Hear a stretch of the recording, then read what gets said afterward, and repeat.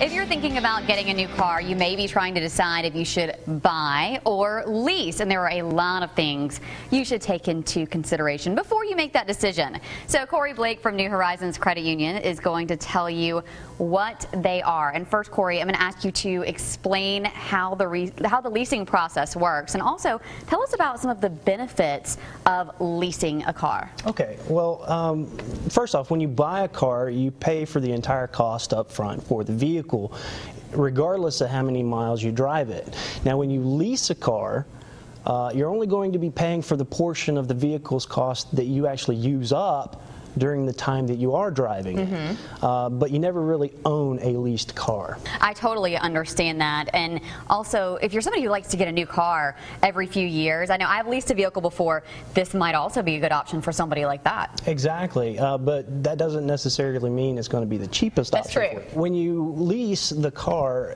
will most likely remain under warranty, so you're covered if in the event of any major repairs.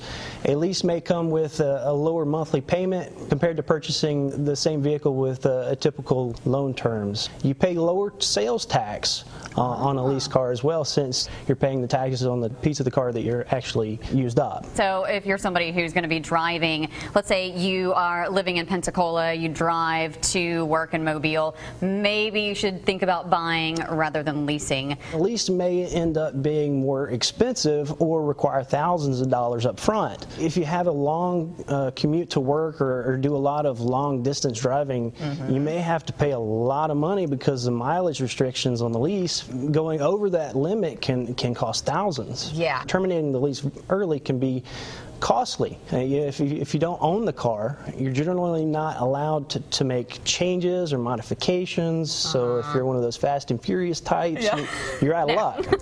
Yeah, exactly. And if you want to put one of those souped up radios, you may not be able to do that either. Exactly, yeah, right. Okay, now here's another thing. If someone decides, yes, leasing is for me, then they also have to decide which lease agreement to go with. Explain that. Right, so there's two different types. In a closed lease agreement, once the agreement is satisfied, you do not have the option to actually buy that leased vehicle. Now, the other one is an open lease. In an open lease agreement, carries the option to negotiate the purchase price of that vehicle at the end of the agreement.